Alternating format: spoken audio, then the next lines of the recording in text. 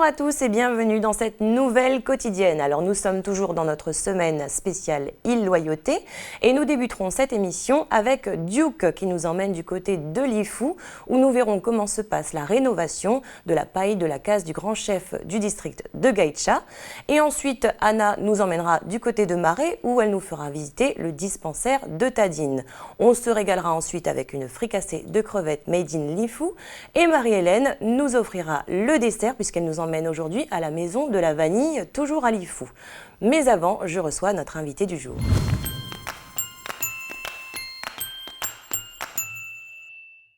Et je reçois aujourd'hui Monsieur Samuel Nepéoun, qui est donc le président directeur général de la compagnie Air Calédonie. Bonjour. Bonjour.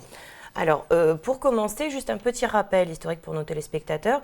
Air Calédonie, ça existe depuis quand et dans quel objectif est-ce que ça a été créé? Alors, Air Calédonie, on va dire l'ancêtre d'Air Calédonie, ça s'appelait la Transpac, qui a été créée en 1954 par quelques passionnés de l'aviation, avec les objectifs de l'époque qui étaient de rapprocher des populations, d'assurer, on va dire, un désenclavement et surtout le rapprochement entre les populations des îles et de la Grande Terre. Parmi ces pionniers qui ont créé la compagnie, il y en a deux qui sont toujours en vie aujourd'hui, M. Chambrener et M. Coursin, et dont M. Chambrener qui siège encore au conseil d'administration. Donc Air Calédonie vient de fêter le 9 décembre 2014 ses 60 ans. Donc, on va dire l'historique de la compagnie, c'est que ça a été créé en 1954, mais on a prévu de faire un peu d'événementiel entre le 9 décembre et la fin septembre de cette année, puisque en fait la compagnie a été créée en 1954, mais le premier vol a été réalisé en fin septembre 1955. D'accord, très bien. Bien, merci pour ces précisions. Alors, on commence tout de suite. Donc, récemment, la grève des contrôleurs aériens a perturbé le trafic, tout le monde le sait, donc beaucoup de vols ont été annulés. Une première question, quels sont les dispositifs qui sont mis en place par la compagnie pour pallier ces perturbations dans ce cas précis? Alors, assez régulièrement, et c'est un peu dommage de dire ça, qu'on a affaire à des conflits sociaux. Alors, quand il s'agit de ce genre de conflit qui relève plus de l'aviation civile plutôt que de la compagnie elle-même, nous essayons de nous améliorer en permanence. Donc nous revoyons nos dispositifs de traitement de ce genre d'incidents.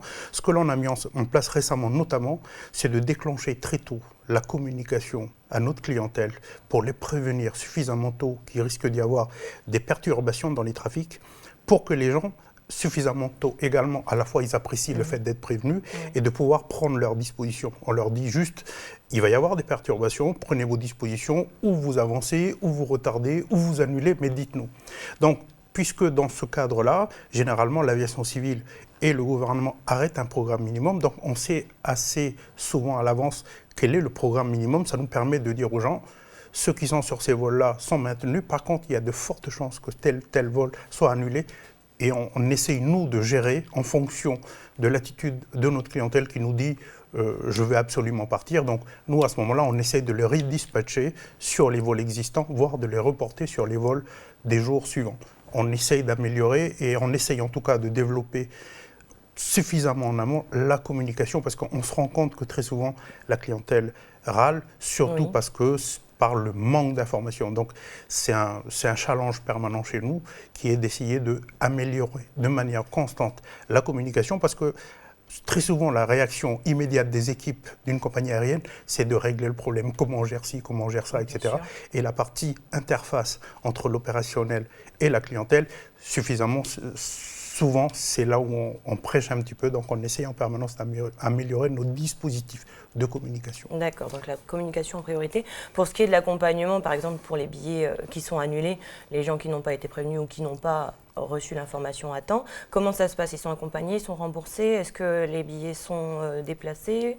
Est-ce que c'est à vous déjà de vous en occuper ou est-ce que c'est à l'aviation civile de gérer ça? Alors, merci de me poser la question parce que c'est l'occasion de rappeler à chaque fois la règle. Je pense que très souvent la clientèle ne le comprend pas. Alors, la règle, c'est que lorsqu'il s'agit d'événements qui sont du fait de la compagnie, automatiquement la compagnie gère. Elle s'occupe de prévenir les gens, de les rerouter, de les reprogrammer sur des vols, mais également d'assurer leurs hébergements si, d'aventure, ils sont bloqués sur une île, etc. Lorsqu'il ne s'agit pas de situations comme, par exemple, la grève de l'aviation, qui ne sont pas du fait de la compagnie s'occupe de reprogrammer des vols, mais ce n'est pas à la compagnie de gérer tout ce qui est hébergement et tout ce qui est remboursement et tout ce qui est impact lié au mouvement. D'accord. Alors, qu'en est-il aujourd'hui? Est-ce que la grève risque de reprendre? À quoi ça aboutit? Alors, comme je le disais, ce n'est pas un incident, ou en tout cas un mouvement qui est lié à la compagnie elle-même. Il s'agit de mouvements qui sont liés au personnel de l'aviation civile.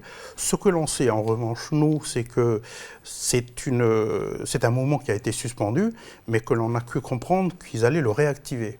Lorsque les organisations syndicales engagent des mouvements, ils essaient de le faire à des moments les plus impactants pour que leur message soit plus, enfin, on va dire... En l'occurrence, en période des fêtes, des fin d'année, vacances scolaires.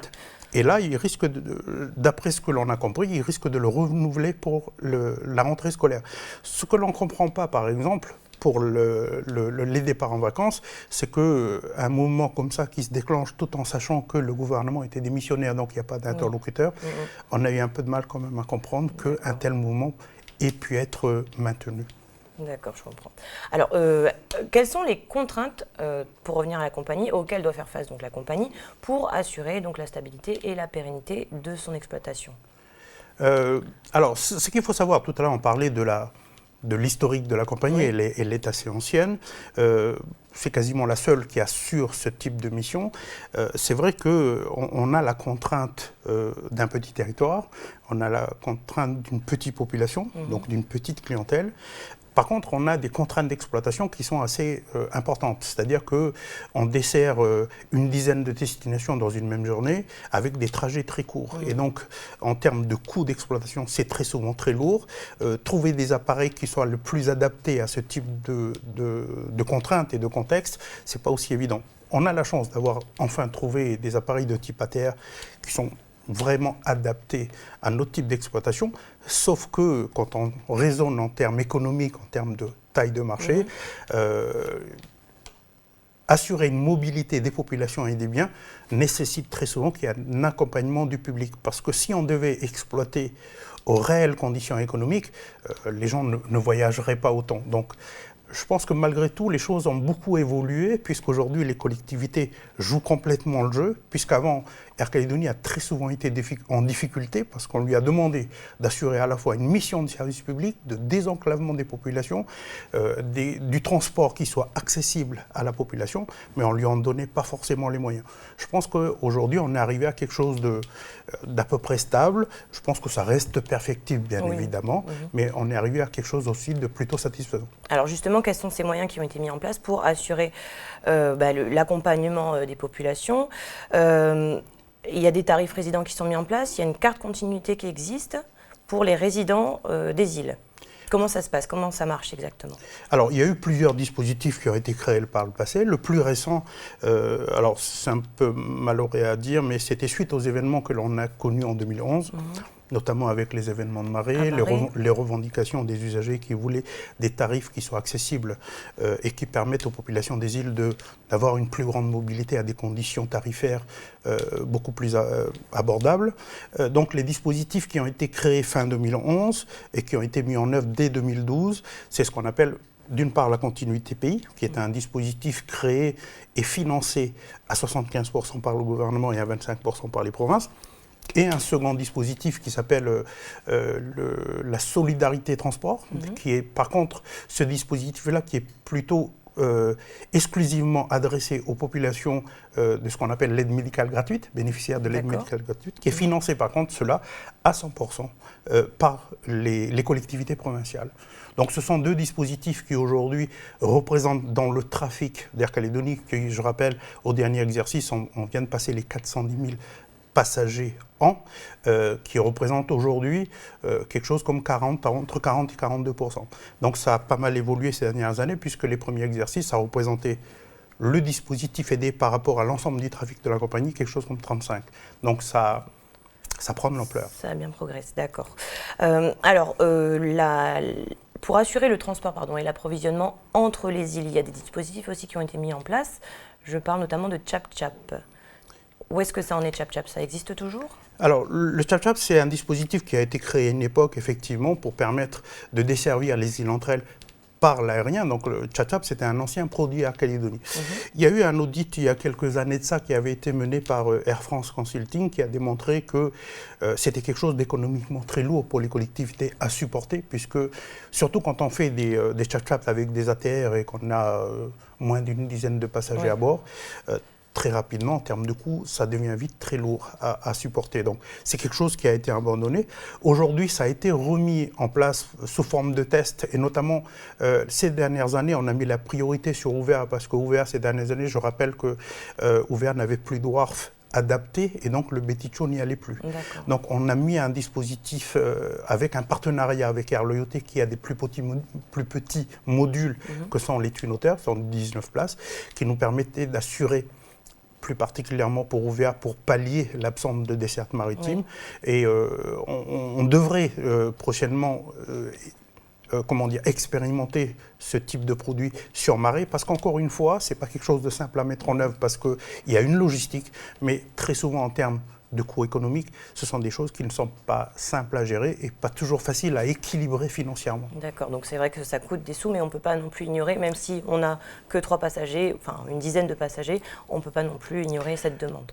Mais je pense que nous, on est compagnie aérienne, on est opérateur, que les collectivités décident de mettre en place un service public de ce sens, dans ce sens, qui définissent le cadre et qu'on discute ensemble de ce que ça représente en termes d'impact financier. Nous, on participe à la réflexion et s'il faut le mettre en œuvre, on jouera le jeu, bien évidemment. D'accord. Alors, pour finir, quelles sont justement les nouveautés proposées par Air Calédonie pour 2015 ? Les nouvelles offres, une amélioration dans le service, des nouvelles dessertes ?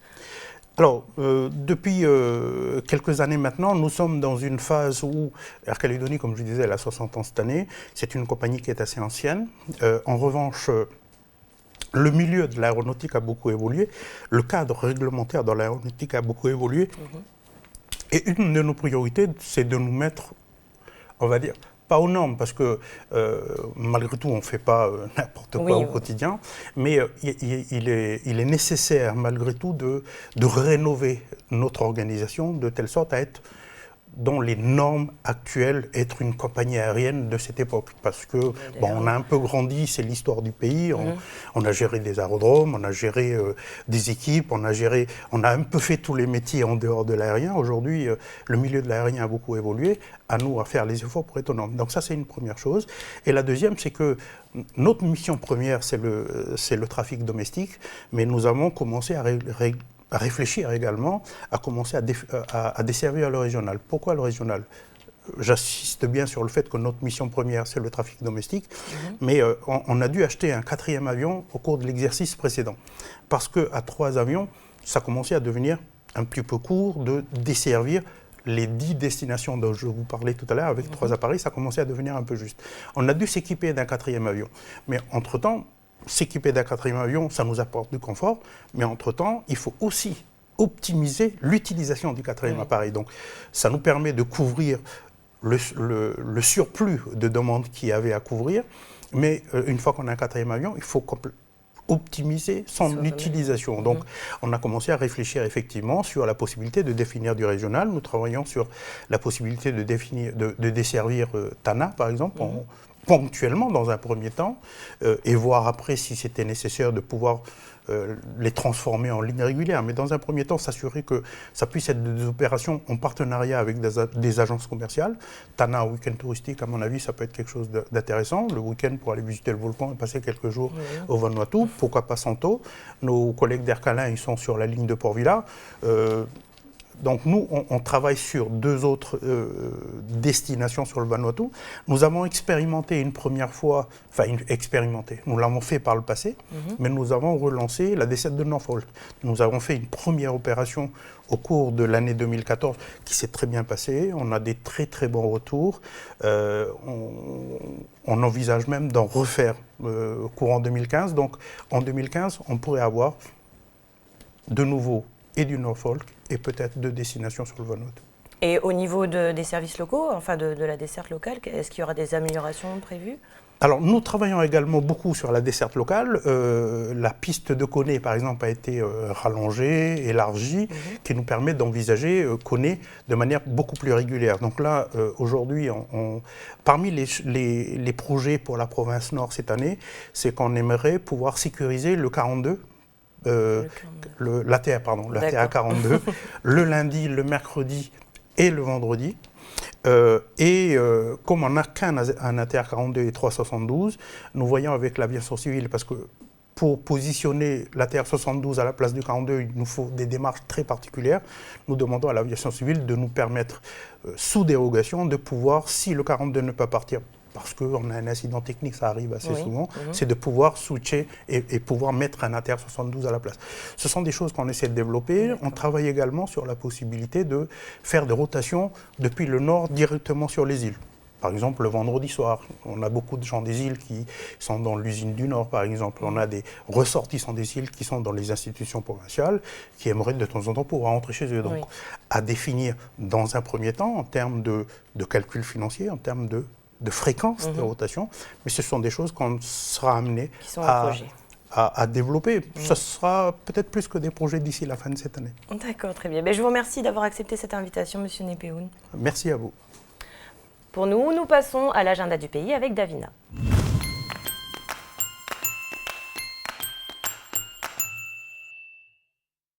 Salut Davina. Salut Chloé et bonjour à tous. Alors, notre petit tour aux îles Loyauté nous emmène cette fois-ci à Lifou. Donc je t'emmène, on va parler de la fête du Pahatch et de la langouste qui aura lieu cette année du 10 au 12 avril du côté de Mouchaweng. Donc c'est la 5e édition quand même cette année. Et donc pour ceux qui ne connaissent pas le Pahatch, eh bien c'est une fougère dont on consomme les jeunes pousses. Et comment on reconnaît les jeunes pousses? Tout simplement parce qu'ils se présentent un peu sous la forme de clés de sol. Donc voilà, durant cette fête, vous pourrez donc goûter aux différentes spécialités faites avec du Pahatch. Je pense notamment à la quiche, au bami qui font eux avec du Pahatch. À goûter. La salade tahitienne aussi, apparemment, ils rajoutent du Pahatch dedans, enfin plein de petites recettes originales. Notamment, il y aura aussi des brochettes de Vivano, il y aura aussi la fameuse paella géante. Donc, à l'intérieur de ces paellas, de demi-langoustes, du manioc et bien sûr, du Pahatch, voilà, à découvrir pour nos amis gourmands. Et pour ceux qui préfèrent visiter, alors qu'est-ce qui leur sera proposé? Alors, pour ceux qui préfèrent visiter, il y aura notamment la possibilité d'aller faire des excursions sur les falaises de Dokine ou alors d'aller faire un petit plongeon du côté de la piscine naturelle de Dinec, voilà, pardon pour la prononciation, ou encore d'aller découvrir le jardin botanique. Et puis, il y aura différents ateliers aussi proposés, notamment un atelier de sculpture ou un atelier tissage de nasse pour attraper les crabes.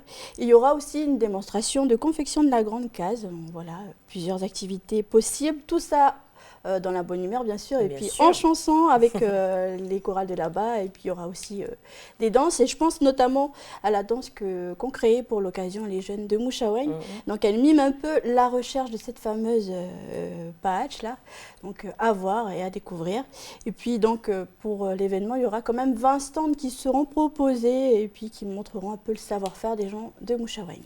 Donc le rendez-vous est pris en avril donc, pour la fête du Pahatch, et puis donc à demain pour la suite des événements aux îles Loyauté. Oui. Mais en attendant, donc retour sur la Grande Terre pour la suite de cet agenda. Oui, c'est ça, donc on va parler cette fois-ci de la médiathèque de Rivière-Salée, donc direction Nouméa. On parle des heures d'été qui sont proposées du côté de la médiathèque jusqu'au 16 février.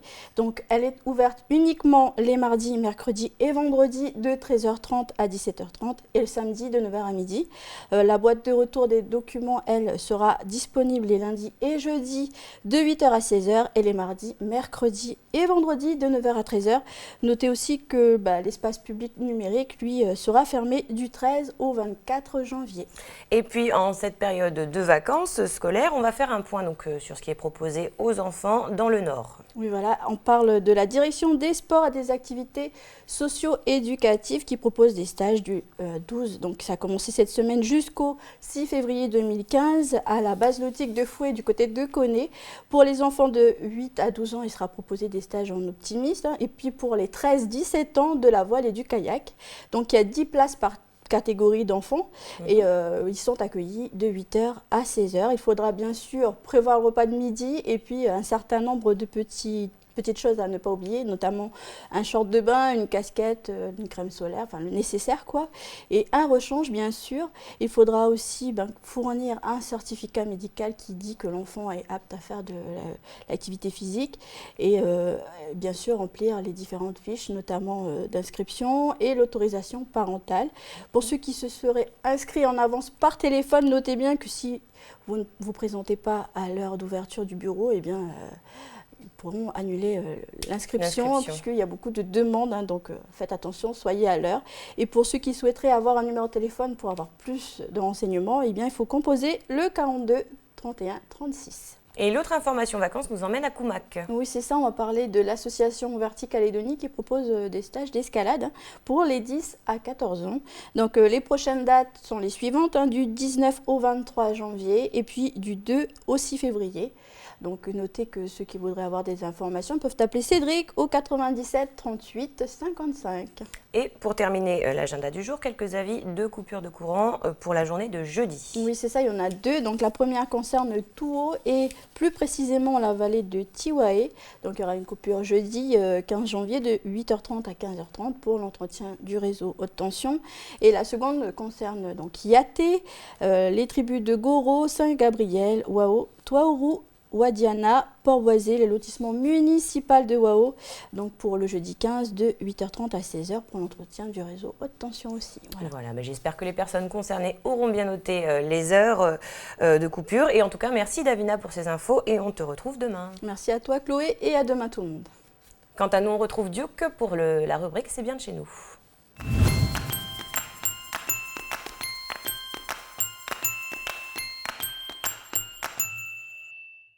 Et bonjour Duke, aujourd'hui on parle de la case. Bonjour Chloé, bonjour à vous à la maison. Oui, effectivement, aujourd'hui dans notre rubrique C'est bien de chez nous, on parle de la case.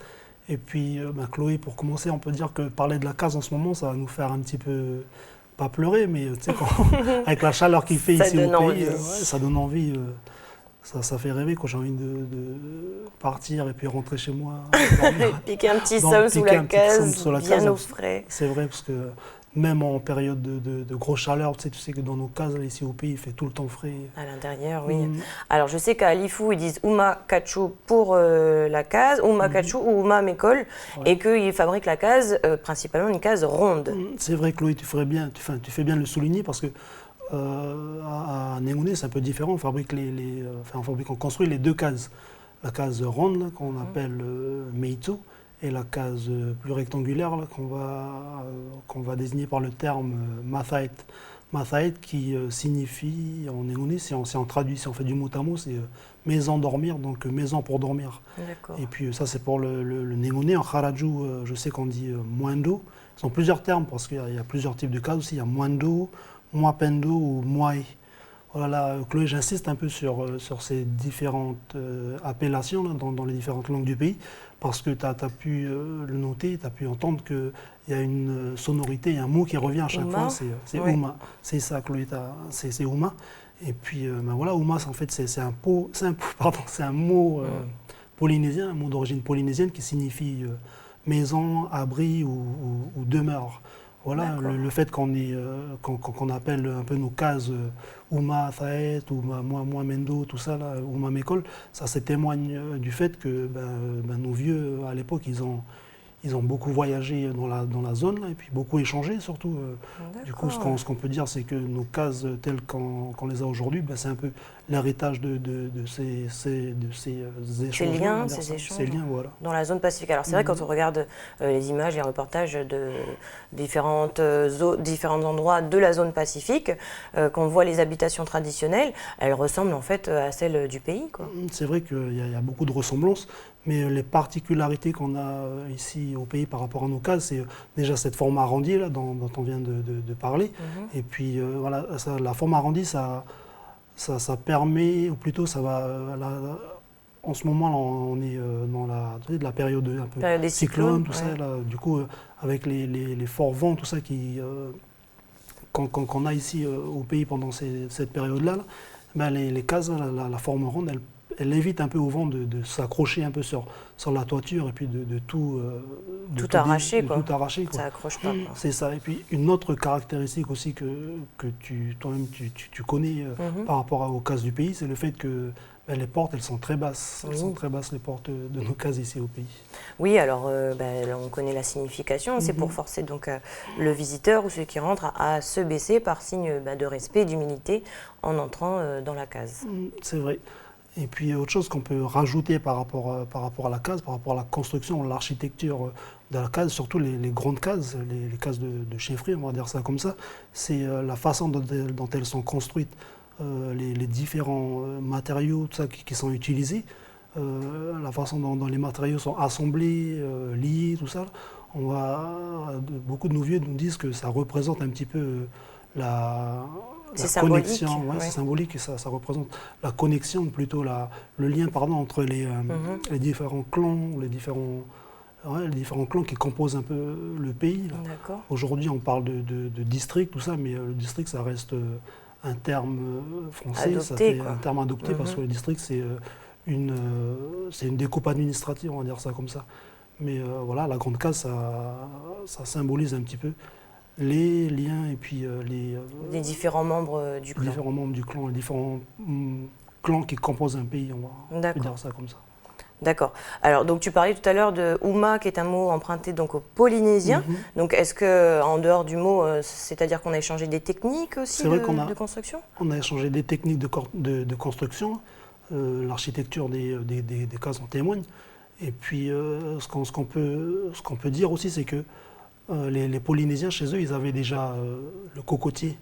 Du coup, beaucoup de leurs cases ou leur Ouma, là, la toiture, elle était faite en cocotier. Nous, à la différence d'eux, ici au pays, le cocotier, c'est pas un arbre endémique. Du coup, nos vieux utilisaient plutôt, chez nous en Négonais, on utilisait la paille, le leg ou le vez, je crois, comme on dit en géo.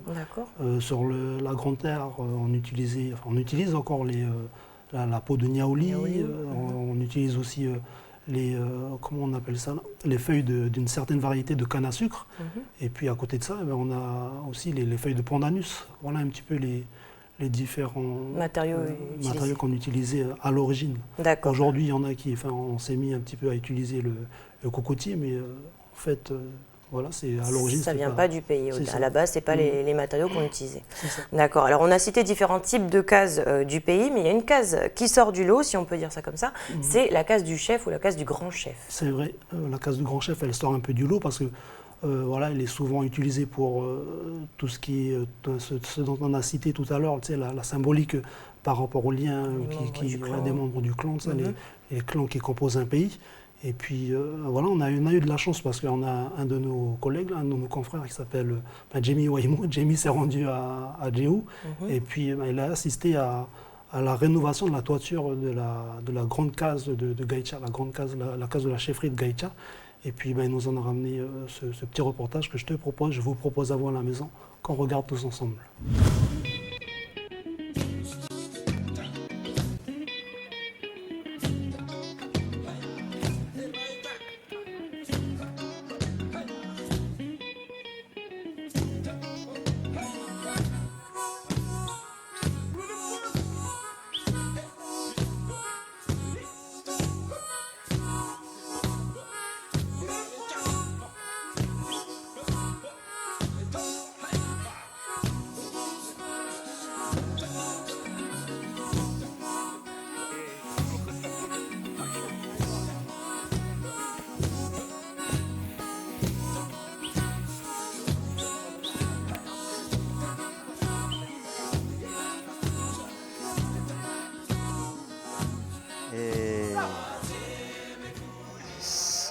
En tant que chef de clan, par rapport à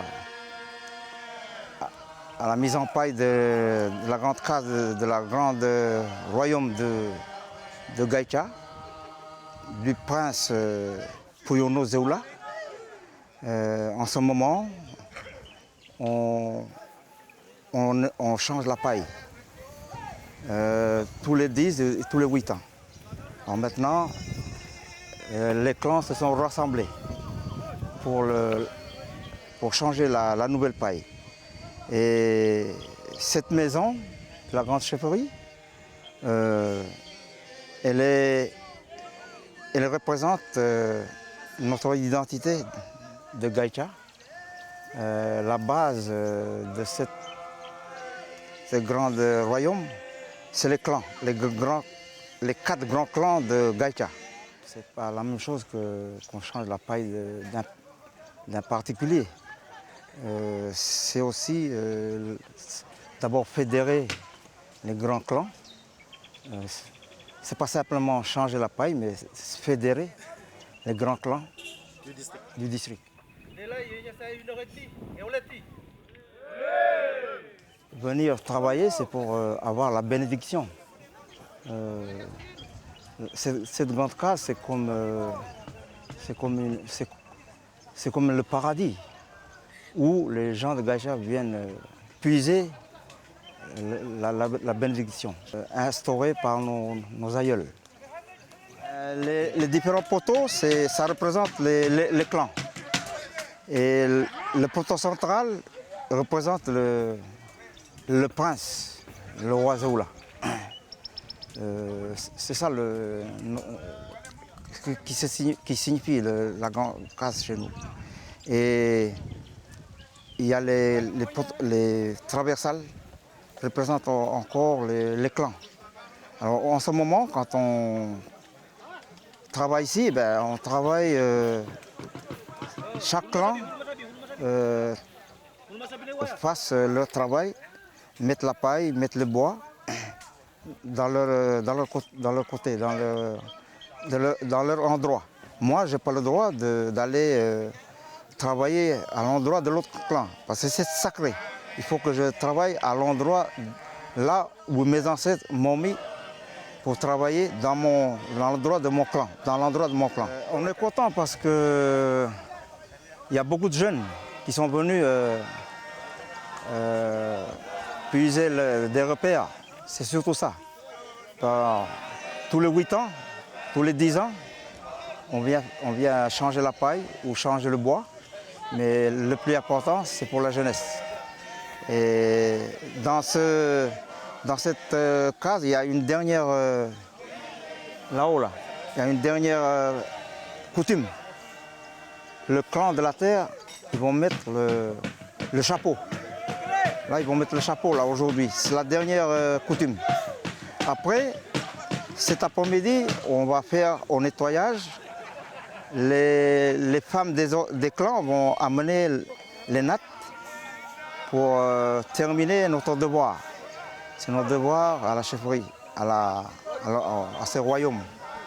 Et après, les 2 grands dignitaires, Waminya et Mekhanang, ils vont terminer le travail. Ça veut dire que Waminya, c'est le père du peuple de Gaïcha. Et Mekhanang, c'est le père de la grande chefferie. Waminya, il va donner la case à Mekhanang. Ça veut dire qu'on a terminé notre travail.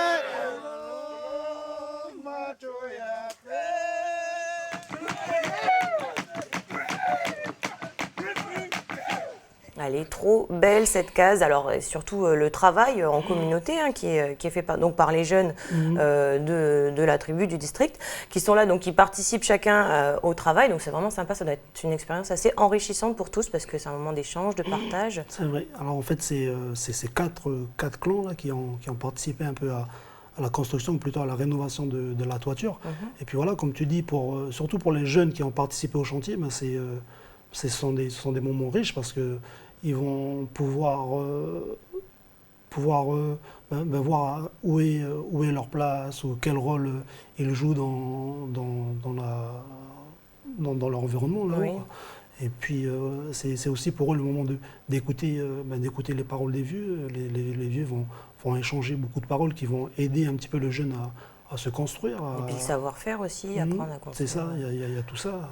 Et puis, ce qui est d'intéressant, c'est que même les jeunes qui sont pas là vont pouvoir bénéficier de ce chantier-là. Parce que, tu sais, ici qu'au pays, on partage beaucoup. Du coup, les jeunes qui ont participé au chantier, ils vont retourner dans leur quartier ou vont retourner à l'école et puis ils vont partager ça avec leurs frères, leurs frangines qui sont restés à la capitale ou ailleurs. Et puis en plus maintenant avec Internet, les réseaux sociaux, tout ça, il y a la photo. Tu peux prendre des photos, en 2 secondes, tu es déjà sur Facebook. Du coup, tout le monde peut bénéficier de toute la richesse qui s'opère un petit peu autour de ce chantier-là. Voilà un peu ce qu'on peut dire, mais une chose qui peut paraître étonnante pour certaines personnes, c'est le fait que, voilà, on dit que c'est la chefferie, enfin c'est la grande case de la chefferie, mais le grand chef de Gaïcha lui-même ne dort pas dans cette case, Chloé. D'accord, ah oui, d'accord. Donc en fait, il ne dort pas dans la case. C'est la case du grand chef, mais il ne dort pas du tout dedans. C'est la case du grand chef, il ne dort pas dedans. Il y a... tout à l'heure, on parlait des 4 clans là, qui ont participé à la construction, à la rénovation. Ce sont plutôt ces personnes-là qui peuvent dormir dans cette case qu'on appelle justement Fene-Wewe. Fene-Wewe qui veut dire la maison des gens de Gaïcha. Et puis, pour revenir sur le grand chef, là, lui, quand il veut dormir dans une case, il va dormir dans la case qu'on a pu apercevoir dans le reportage. Oui, donc c'est la case qu'on voit dans le reportage, celle qui est juste à côté. C'est ça, Chloé. D'ailleurs, cette case-là, les gens de Gaïcha l'ont nommée la case Halawi. Et pour revenir sur le fait que le grand chef lui-même ne dort pas sur cette case, on peut dire que c'est vrai que ça peut paraître un peu bizarre ou pas choquant, mais on va dire bizarre que le grand chef ne dort pas dans cette grande case qui a été construite, on va dire, pour lui, quoi. Qui s'appelle la case du chef. Qu'on appelle aujourd'hui la case du chef. Mais chez nous, dans notre monde océanien, on va dire que c'est assez normal parce qu'on n'a pas la même conception de celui qui est chef. On n'a pas la même conception, on va dire la conception occidentale qui nous a été amenée ici, quoi.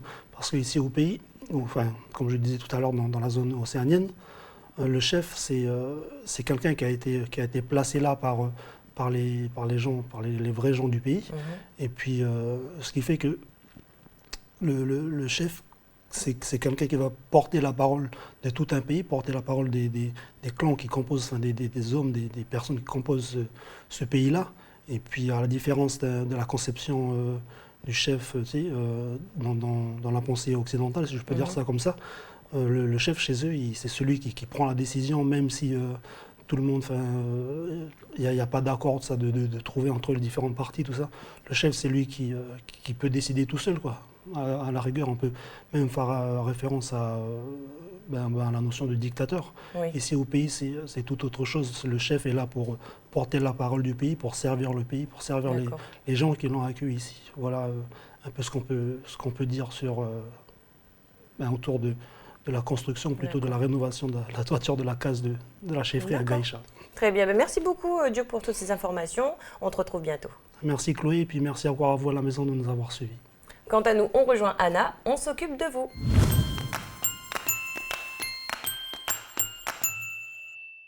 Bonjour Anna, tu nous emmènes aujourd'hui du côté de Marais où nous allons parler en particulier du dispensaire de Tadine, donc son fonctionnement, le personnel qui y travaille, le contact avec la population, bref, on va tout savoir aujourd'hui sur ce centre médical.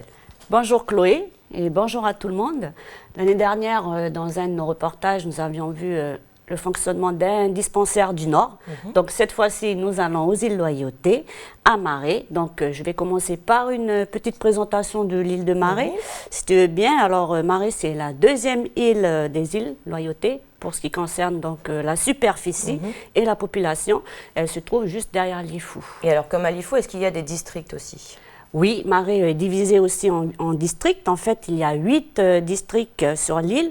Alors, celui de Guama et Tadine qui est situé à l'ouest, Wabao, Medou et Eni au sud-ouest, Penelo au sud-est, La Roche au nord et Tawainej à l'est. Et je m'excuse pour la prononciation.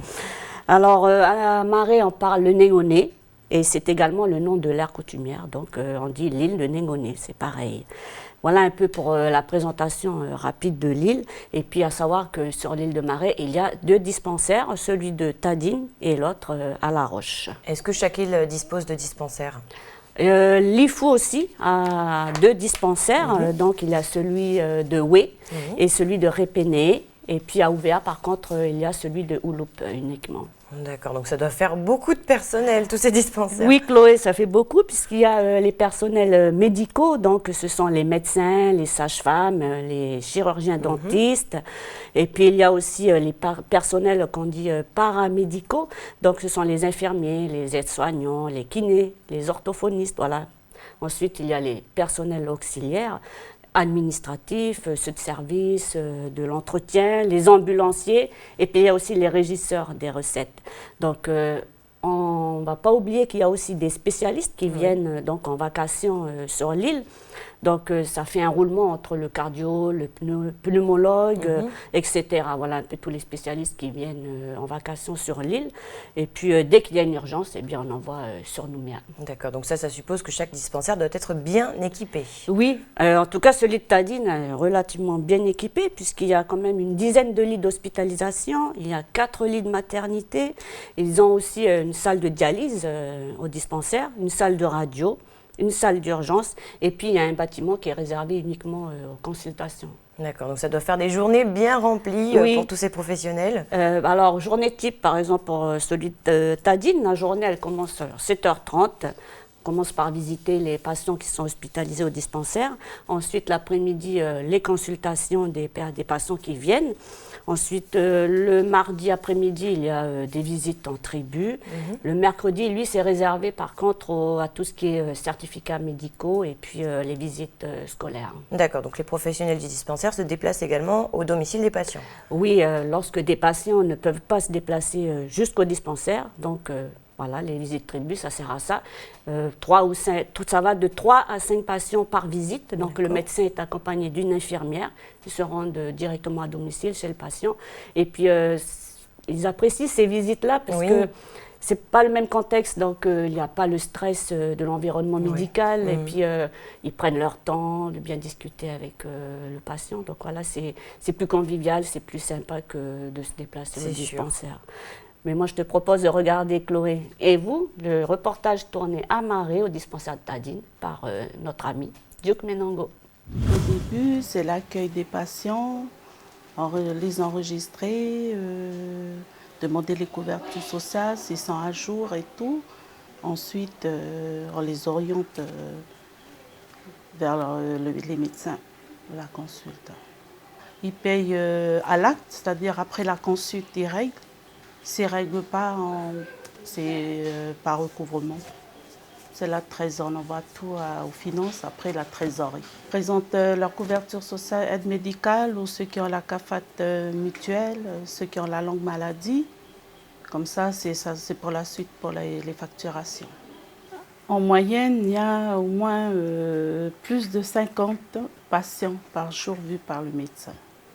100 personnes, c'est les jours fériés. Les horaires d'ouverture sont de 7h30 à midi, 13h30, 17h. Les jours fériés, les week-ends, ce sont l'équipe d'urgence qui reçoivent les patients. On a 3 cartes aide médicale différentes. La carte A, c'est la couleur verte, la carte B, la couleur rose, et la carte C, pour les anciens combattants. La carte A, c'est ceux qui 100% aide médicale, ils n'ont aucun revenu.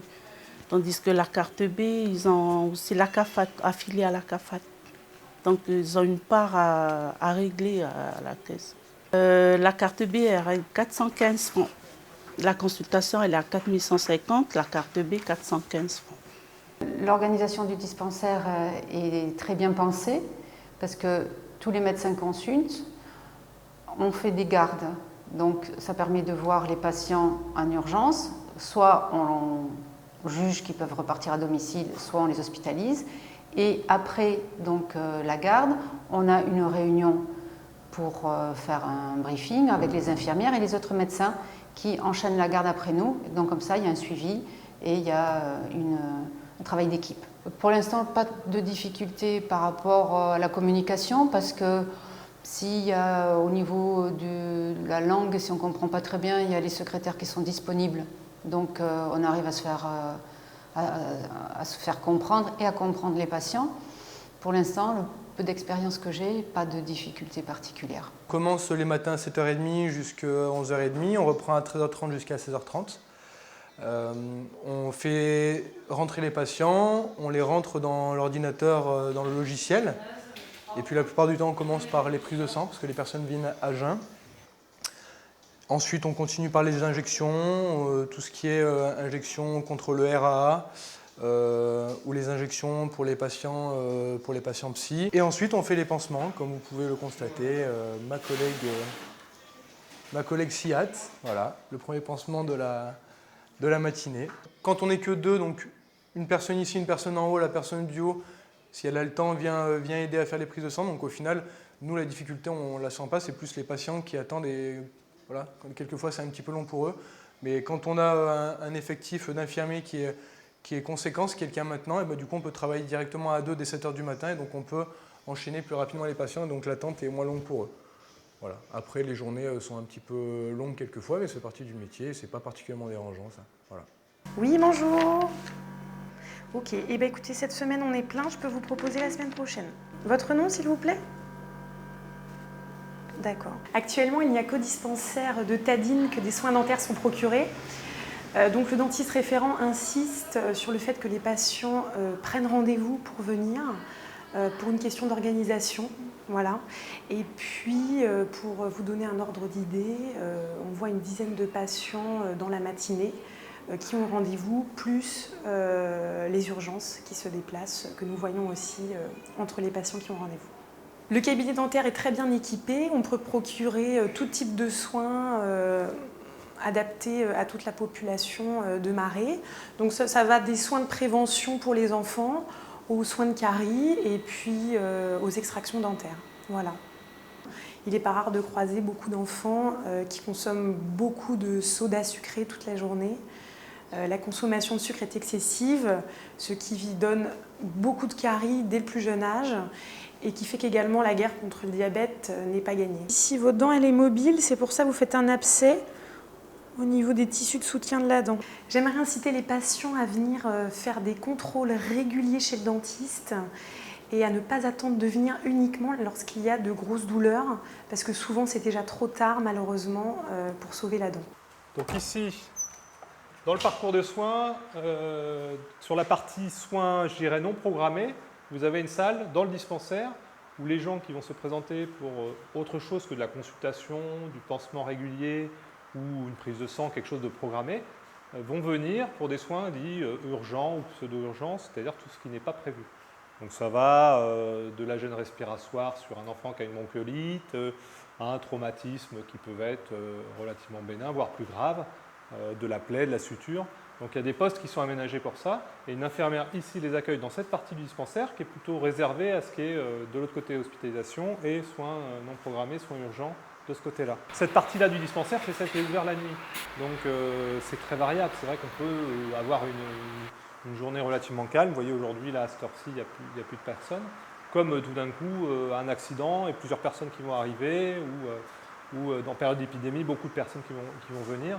Comme toute structure, je dirais, de santé, et d'autant plus que nous sommes dans un milieu qu'on peut qualifier d'isolé, c'est-à-dire relativement à distance de la Grande Terre, et donc des structures hospitalières, des réanimations et des plateaux techniques importants, le centre médical doit pouvoir faire face, dans les premières heures, à une urgence dite vitale, une détresse vitale, c'est-à-dire quoi ? C'est une maladie ou un traumatisme qui va mettre en jeu le pronostic vital, ça veut dire qu'il peut aboutir à la mort.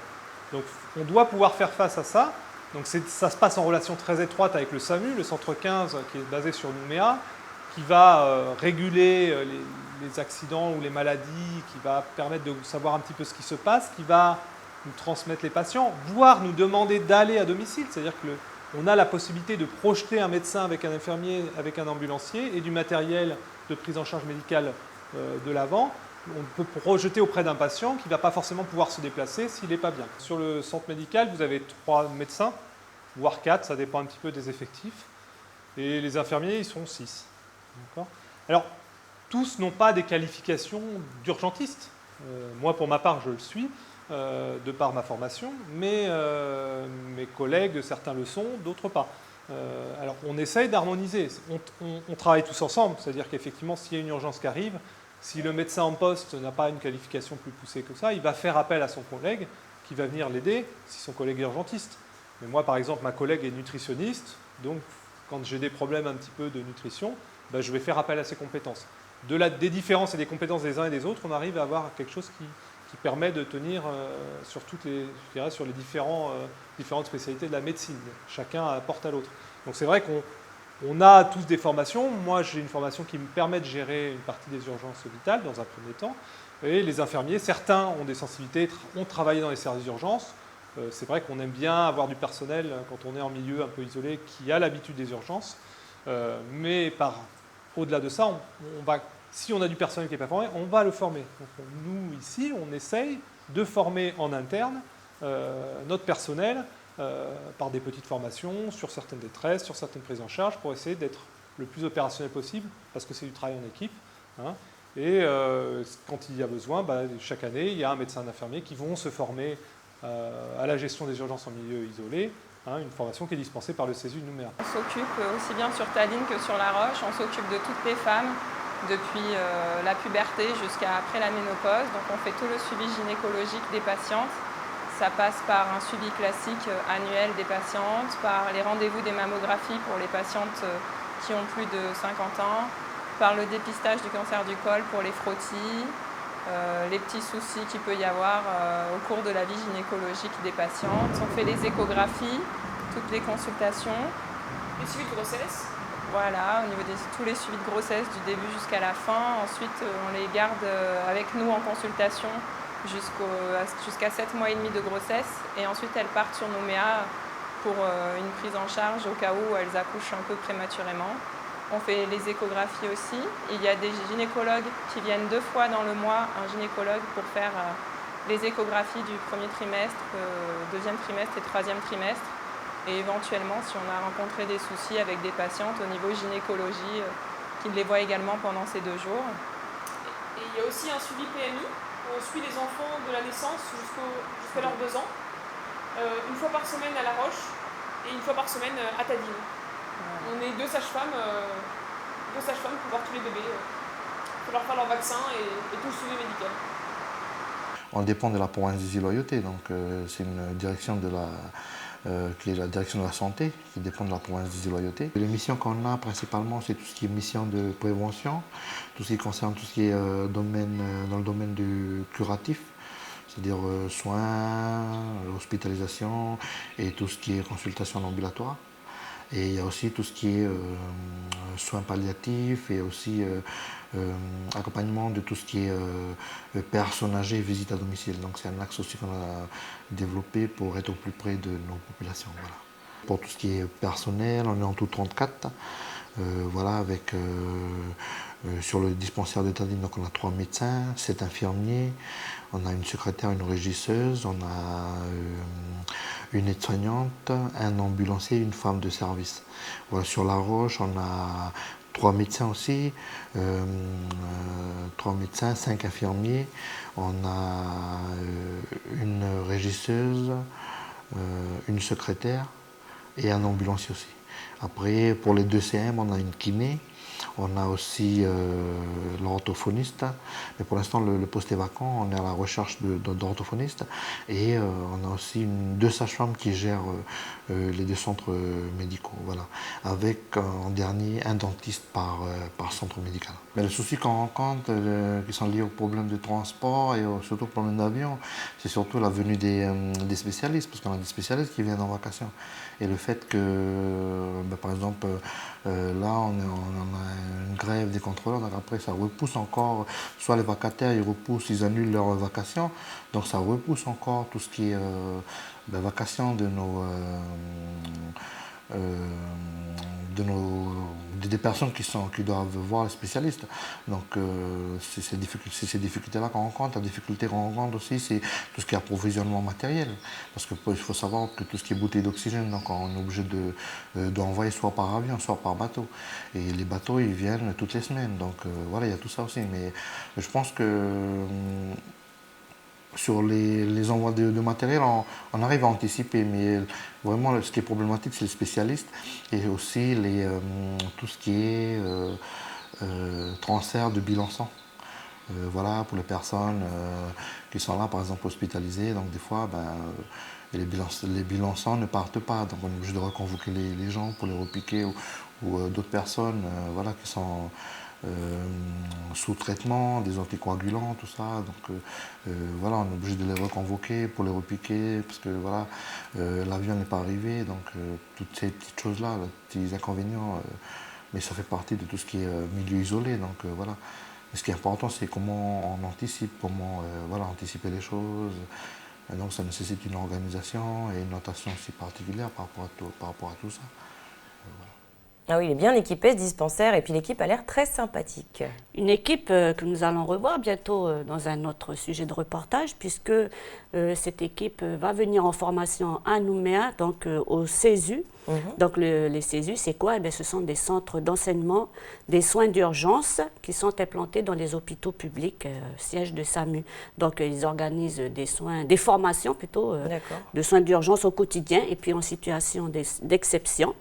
Donc c'est réservé à tous les personnels médicaux, paramédicaux et à tout professionnel donc, qui travaille dans le milieu sanitaire et médico-social. Comme ça, ils sont toujours au top et prêts à servir la population. Et j'ai des numéros à transmettre. Tu as des numéros à nous transmettre, on t'écoute Anna. Alors d'abord, avant de vous donner tous les numéros, je vais juste signaler que le service de l'action sanitaire, c'est eux qui assurent donc, c'est ce service qui assure la gestion générale des 4 CMS. Alors, il y a celui de Nouméa, il faut savoir qu'il y a quand même un CMS aussi à Nouméa, dans le centre médical et sous l'autorité du docteur Yves Perrois, qui est le médecin coordinateur. Alors, un numéro pour le CMS de Nouméa, c'est le 24 18 71. Ensuite, pour le CMS de Néngouné-Marais, alors pour Tadine, c'est le 45 41 01, La Roche 45 42 12. Et pour le CMS de Djehou, Lifou, Oué 45 12 12 et Répéné 45 12 79. Et encore une fois, je m'excuse si je prononce mal. Pour le CMS de IAI ou VA, alors le 45 71 10. Voilà Chloé pour les numéros. Merci Anna pour toutes ces infos. On te retrouve jeudi. Avec plaisir, à jeudi tout le monde. Quant à nous, on passe au fin bon, c'est tout de suite.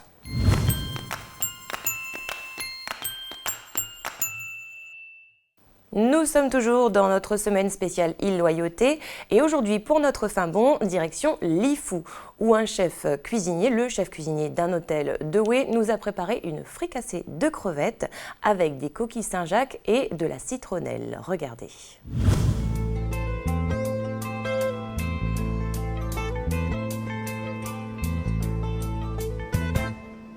Bonjour, bienvenue ici à Lifou, à l'hôtel Djehou Village.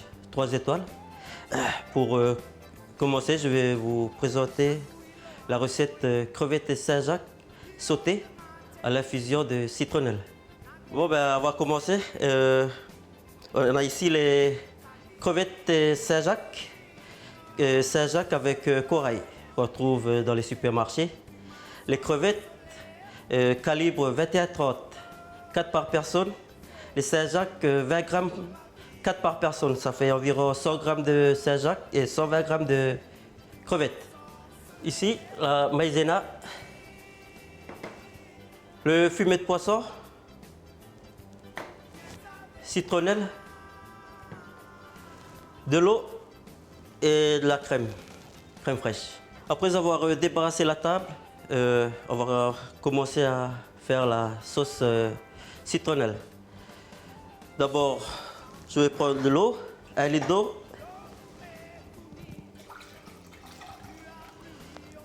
Avec 30 grammes de fumet de poisson que je vais verser dedans et je vais la faire bouillir. Avant de la faire bouillir, je vais d'abord bien mélanger avec le fumet de poisson avec l'eau. De l'eau froide ou de l'eau chaude, c'est pareil.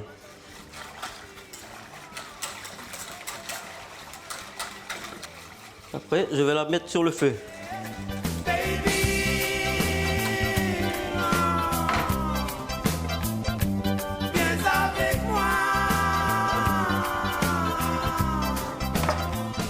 Pendant que l'eau est bout, je vais prendre les citronnelles que je vais les hacher en petits morceaux.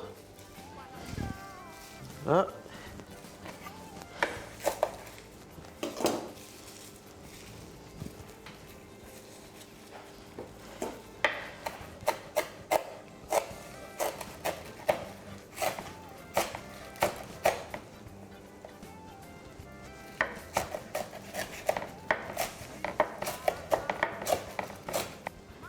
Voilà.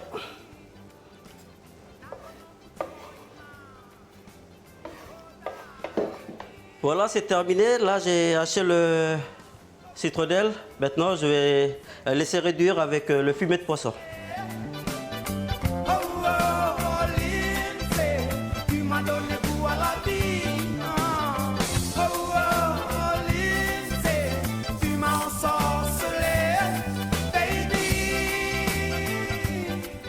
Après avoir laissé réduire la sauce citronnelle, le fumet de poisson et puis le citronnelle, je vais commencer à décortiquer les crevettes. Voilà. Pour décortiquer les crevettes, on enlève juste le milieu. On laisse la tête et puis la queue.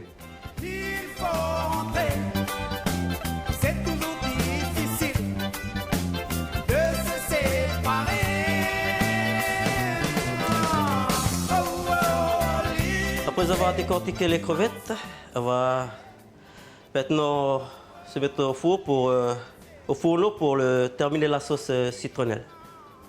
Je crois qu'elle est bien réduite la sauce. Je vais la crémer et ensuite je vais la passer au chinois.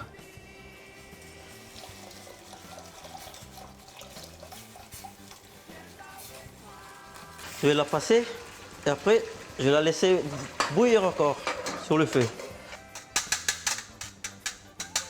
Voilà. Je vais reprendre la sauce, je vais la faire bouillir et après je vais la lier.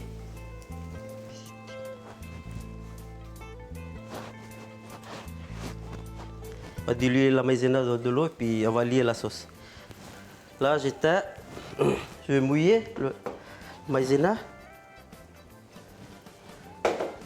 Voilà. Puis bien mélanger.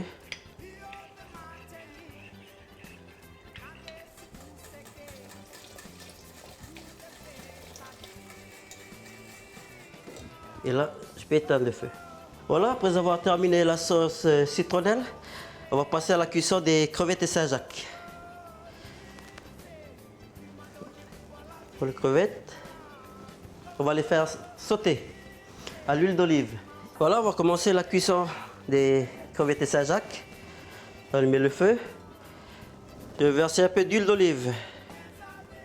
2 cuillères à soupe d'huile d'olive. Voilà. On va laisser chauffer.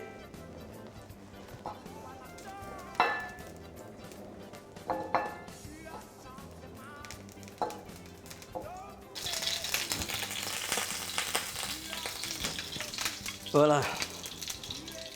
Je crois qu'elle est chaude l'huile. On va laisser cuire les Saint-Jacques.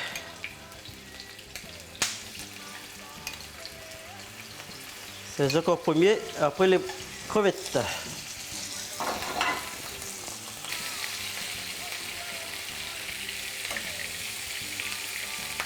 Là, je peux ajouter les crevettes.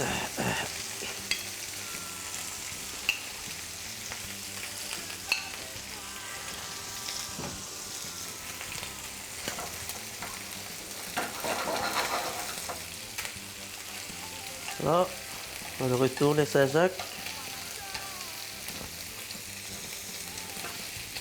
Avec les crevettes.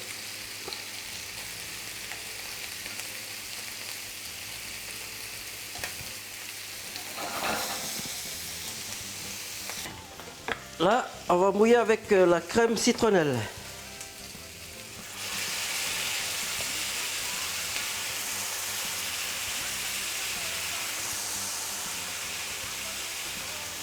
Et on va laisser réduire un peu. Voilà, c'est cuit. Maintenant, il ne nous reste plus qu'à dresser sur assiette. Voilà.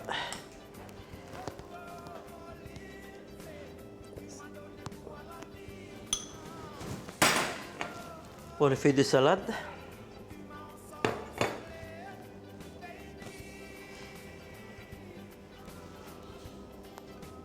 Ça, c'est une réduction vin rouge plus sucre.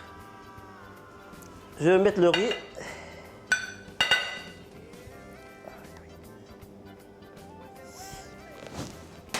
Ensuite, les Saint-Jacques au milieu.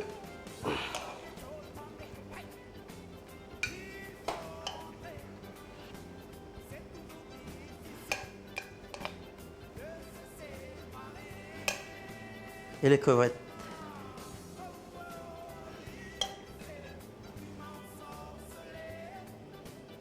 Et après, je vais napper avec la sauce.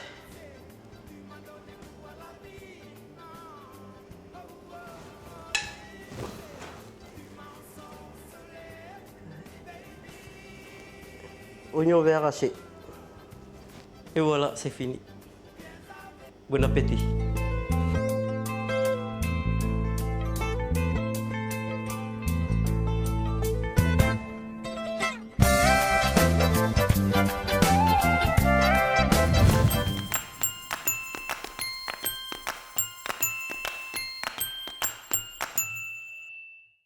Bonjour Marie-Hélène. Alors aujourd'hui, nous parlons d'un univers d'odeurs et de saveurs, la vanillerie. Donc nous nous rendons à Lifou, où les fleurs de vanille sont donc mariées pour que la gousse de vanille puisse pousser. Oui, bonjour Chloé et bonjour à vous fidèles téléspectateurs. Alors tu te demandais pourquoi on parle voilà, de la vanillerie dans la rubrique Job et Éducation. C'est vrai, mais en fait on ne connaît pas énormément de choses en fait sur la filière vanille. C'est vrai, tu as tout à fait raison. D'ailleurs, on va se rendre à la maison de la vanille, donc à Lifou, qui se trouve donc à la tribu de Nathalo. Et donc on va pouvoir à cette occasion découvrir un petit peu tout ce processus-là, si tu veux, de fabrication en fait, de la vanille. Alors concernant effectivement les métiers, il faut savoir qu'il y en a pas mal en fait dans le secteur, même si la filière vanille, elle est toute jeune en fait en Calédonie. Elle ne date que de 2011, figure-toi. D'accord, oui, c'est tout nouveau. Suite à la création donc de la maison de la vanille. Et donc depuis, elle compte énormément de producteurs, il y en a des centaines. Est-ce qu'on a un chiffre exact? Mais oui, figure-toi qu'en 2014, il y avait 250 producteurs de vanille aux loyautés, parce que les loyautés, en fait, sont vraiment la zone géographique où la vanille pousse très très bien.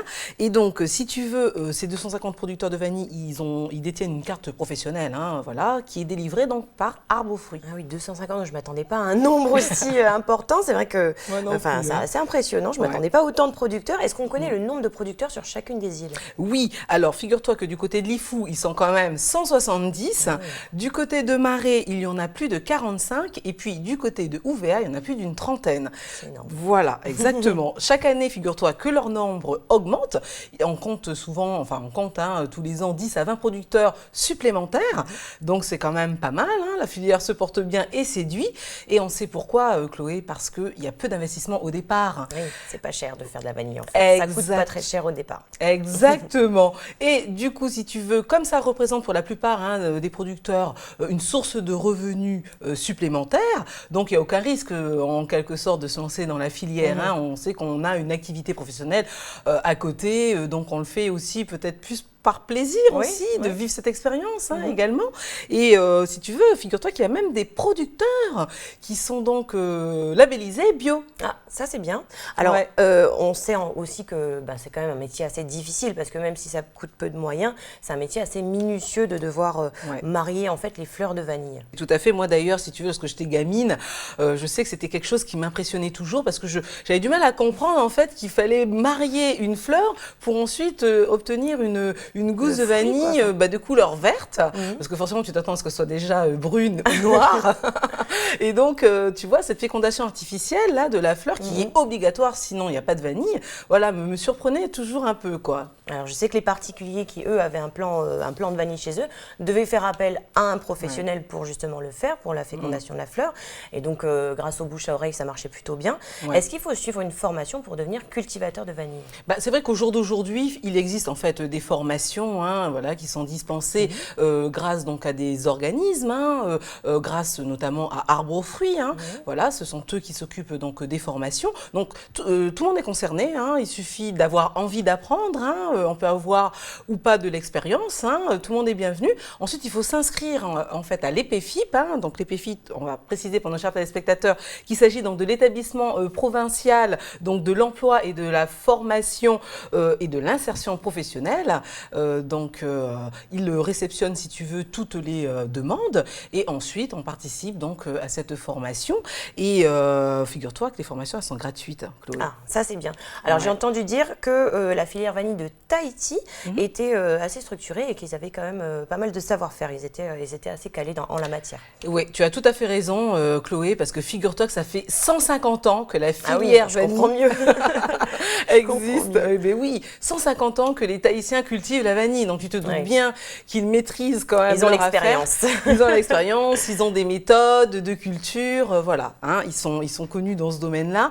Et il y a même des techniciens d'ailleurs qui sont déjà venus donc aux Loyautés pour partager justement leur savoir-faire. Et voilà, là-bas, il existe une formation de préparateurs de vanille. Voilà, on les appelle même des préparateurs de gousse. Et la profession est même réglementée en Polynésie.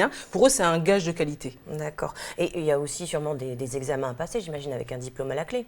Eh bien oui, tu te doutes bien que, voilà, après avoir suivi cette formation, il faut réussir l'examen professionnel pour ensuite se voir délivrer ce fameux brevet, en fait, de préparateur de vanille, voilà, qui est donc remis par le ministère de l'Agriculture. Donc tu vois, c'est du sérieux là-bas. Et alors, qu'est-ce qu'on apprend pendant cette formation? Alors, pendant la formation, on apprend pas mal de choses, tu sais, Chloé, à connaître par exemple la maturation donc, et l'évolution des arômes. On apprend également des techniques de culture professionnelle, bien évidemment.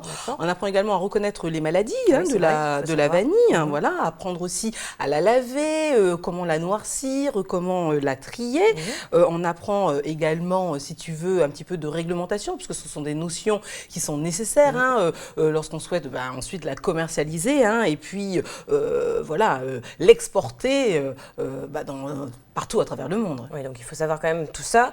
Donc vu tout ce qui est enseigné, le préparateur de vanille, c'est quand même l'homme de la situation. C'est sans lui, pas de vanille, quoi, son relais crucial. Ah oui, tout à fait, tu as tout à fait raison, c'est exactement ça. Alors l'action, si tu veux, du préparateur donc, de vanille, elle est de transformer en fait la vanille mûre en épices.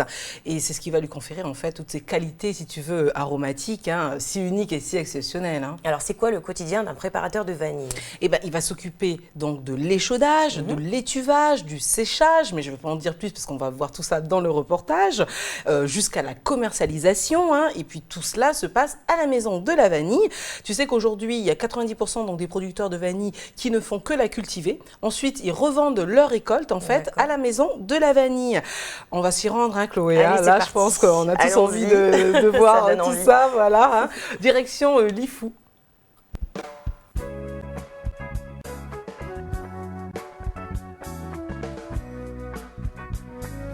Donc la maison de la vanille, c'est une structure qui a été mise en place en 2011, créée en 2011 pour justement pour écouler la production des Loyautés, l'IFU marais ouvert. Donc au niveau de l'écoulement des vanilles, ce qui se passe, c'est que la maison de la vanille rachète toute la production des trois îles. Donc en amont de la filière la vanille, il y a un comité de surveillance. Donc ce comité de surveillance est chargé de trier les vanilles.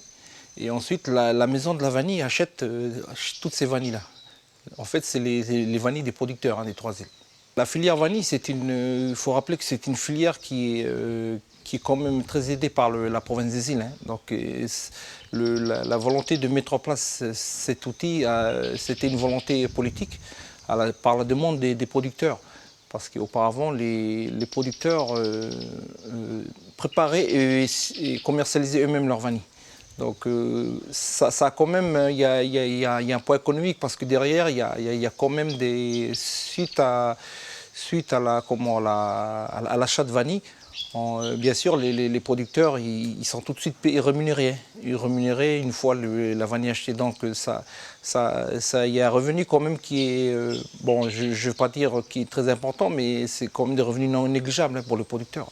En moyenne, aux Loyauté, on est sur l'IFU. Donc sur l'IFU, il faut compter en moyenne 130 producteurs. Hein. Donc 130 producteurs sur l'IFU. Sur Marais, il faut compter une cinquantaine. Et sur Ouvia, une cinquantaine de producteurs. Sur les vanilles, donc il y a différentes catégories. Il y a différentes catégories de vanilles. Donc on a la catégorie A. Donc la catégorie A, c'est les vanilles qui ont une taille supérieure à 15 cm. Donc ceux-là, on achète 5 000 francs le kilo. Donc 5 000 francs le kilo producteur. La catégorie B, donc c'est bien sûr les vanilles qui sont en dessous de 15 cm. Ceux-là sont achetés à 3 000 francs le kilo. Donc bien sûr, il faut rappeler qu'il y a une prime aussi. Il y a une prime au-delà de 5 kg de vanille amenée par un producteur, il y a une prime de 3 000 francs qui bénéficie au producteur. Donc nous, la maison de la vanille, on a uniquement un rôle de préparateur. Donc une fois que nous, on a acheté toute la production des 3 îles, donc au mois de juin. Donc je rappelle au mois de juin que c'est le mois où se fait la récolte sur les 3 îles. Et donc ici, à partir du mois de juin, se fait la préparation. Donc en gros, sur le processus de fabrication, de transformation de la vanille, il faut compter 1 an. Parce que une fois les vanilles récoltées, en gros, ils ont 48 heures de vie, quoi. Donc au bout de 48 heures, il faut vite échauder les vanilles.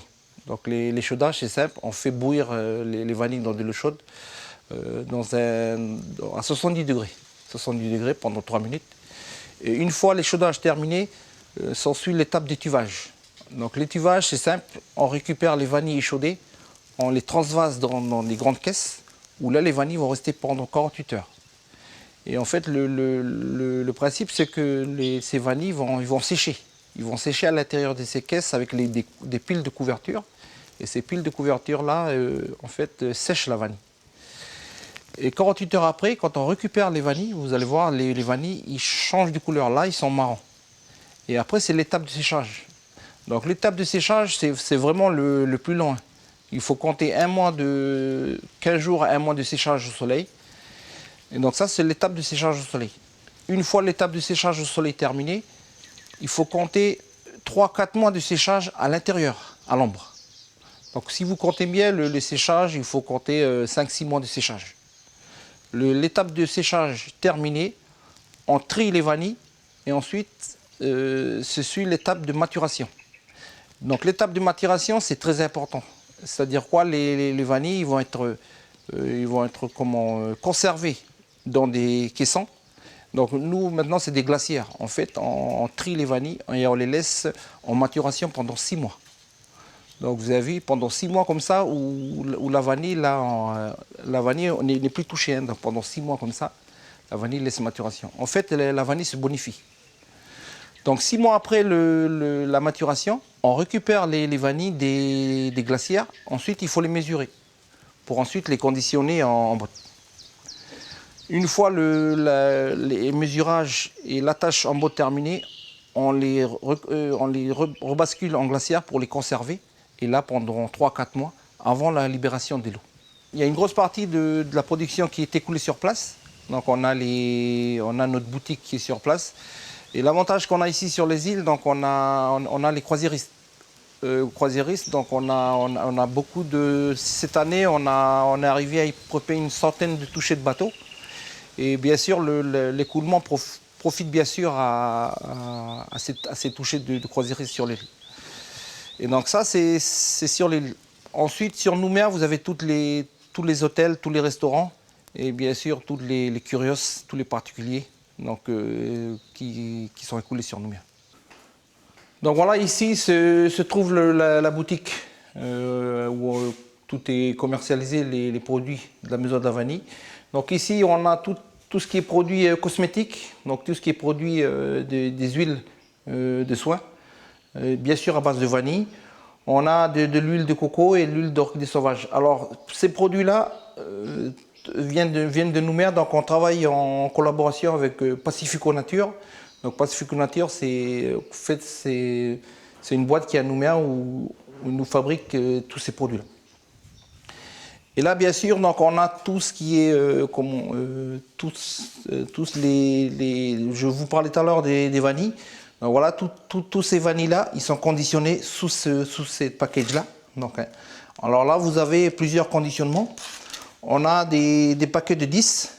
Donc tout ça, c'est de la catégorie A. Vous parlez tout à l'heure des catégories. Donc ça, c'est de la catégorie A. On a un paquet de 10. On a des paquets de 5 et des paquets de 3. Voilà. Donc tout ça, tous ceux qui veulent des gousses, donc tout ça, c'est conditionné en gousse. Donc on a bien sûr la vanille en poudre. Donc tout ça, la vanille en poudre, idéal pour la préparation des gâteaux, tout ce qui est à base de culinaire. Donc c'est très idéal pour utiliser ces poudres-là. Ensuite, donc on a aussi, donc pour ceux qui veulent en grosse quantité, on a les boîtes, de grosses boîtes de 50 gousses. Donc ça, c'est idéal pour tous ceux qui repartent vers la métropole pour offrir, faire des cadeaux. Ici, donc, on a des petits produits donc, dérivés. On a le sel de co. Donc, sel de co à la vanille. Donc, ça, c'est un nouveau produit qui est commercialisé cette semaine. Donc, du sel de co à la vanille. Donc, c'est très idéal pour les préparations de viande, tout ça. Donc, ça, c'est le col de vanille. On a du miel. Donc, du miel, bien sûr, miel de Lifou à base de vanille pour tous ceux qui veulent des miels. Donc, ici, on a de l'essence. Tout ce qui est à base liquide, donc des essences de vanille, voilà. Donc tout ce qui est à base d'essence de vanille. Donc tout ça toujours pour l'utilisation culinaire, l'essence de vanille. Et ça, de la liqueur. Donc c'est ça, liqueur de vanille. Donc ça, c'est à consommer avec modération, bien sûr. Donc tout ça, c'est des produits. Donc juste pour rappeler que ces produits-là, on travaille directement avec une distillerie qui est à Bourail. Et en fait, c'est à base de vanille des Iloyauté. Voilà. Donc voilà un peu la boutique. Et on a aussi du savon. Voilà, le savon à la vanille. Donc des petits souvenirs comme ça où les gens peuvent venir acheter pour en emmener. Tous ces produits-là, donc je lance vraiment un appel à tous nos amis visiteurs qui veulent venir ici sur Lifou. La maison de la vanille, c'est un passage obligé où tous les gens viennent pour vraiment découvrir ces produits et emmener quelques souvenirs chez soi. Ah oui, je ne pensais pas qu'il y avait autant de produits dérivés de la vanille. Et puis surtout le travail fourni, quoi, le temps passé à cueillir, à sécher. Surtout le séchage, ça dure presque plus d'1 an. Enfin, séchage plus maturation. Plus d'1 an, c'est impressionnant. Et on comprend mieux pourquoi ça coûte un petit peu cher parfois. Et oui, tout s'explique pour le coup. Ah oui, là je comprends mieux. Et donc, figure-toi que, bien évidemment, voilà, au-delà de ce travail colossal qu'il faut mettre en place pour obtenir cette merveilleuse épice, faut savoir que les producteurs, ils s'occupent aussi de pas mal de pieds de vanille en même temps. 200 à 300 pieds de vanille pour un producteur, voire parfois des milliers de pieds. Donc, il faut être disponible quand même, t'imagines, pour non seulement marier les fleurs, veiller à ce que les plants de vanille soient en bonne santé. Donc, voilà, c'est du travail, tout ça. Et tu sais que, en général, des petits producteurs aussi se lancent dans l'aventure. On le voit d'ailleurs surtout à Nouméa. Souvent, la production ne leur sert que, si tu veux, personnellement. Il ne s'agit pas d'aller vendre personnelle. Pas d'aller vendre à l'extérieur. Alors, dans le reportage qu'on vient de voir, on a vu donc des personnes qui triaient, qui nettoyaient. Est-ce que chacun a sa fonction ou bien tout le monde met la main à la pâte? En fait, ici, à la Maison de la Vanille, donc ici, au pays, tout le monde met la main à la pâte. Il n'y a pas de spécialisation. Exactement, on est polyvalent. Ce n'est pas comme dans d'autres pays où voilà, chacun a son rôle défini. Voilà, chaque personne a une fonction bien définie. Donc ça c'est pas mal aussi, ce qui veut dire que en ce qui concerne le séchage, le triage ou encore, si tu veux, le mesurage ou le conditionnement, voilà, tout le monde fait les différentes tâches. Chacun, il touche à tout en fait. Exactement. Et tu sais qu'il y a une campagne en fait chaque année donc, qui est organisée vers les mois de septembre-octobre pour que les producteurs qui sont donc à jour de leur carte professionnelle puissent venir vendre leur récolte. Et bien évidemment, il y a un jour bien défini qui est attribué à chaque district. Donc le rendez-vous se fait au marché de Houé. Voilà, et donc c'est un moment où tout le monde se retrouve. Et puis il faut savoir que comme UVA et Marais proposent aussi de la vanille, et ils sont également concernés par cette campagne d'achat. Alors est-ce qu'il existe d'autres métiers pour la filière vanille? Alors moi j'ai envie de te dire que les autres métiers que l'on peut retrouver dans la filière vont être ceux de l'inspecteur, par exemple bénévole, dans le cadre d'une certification bio, puisqu'il va se déplacer sur site pour inspecter et puis réaliser donc un audit. Donc il s'agit d'agriculteurs ou de consommateurs qui font ce travail. Donc on peut être formé, voilà, la réalisation d'un audit si on le souhaite.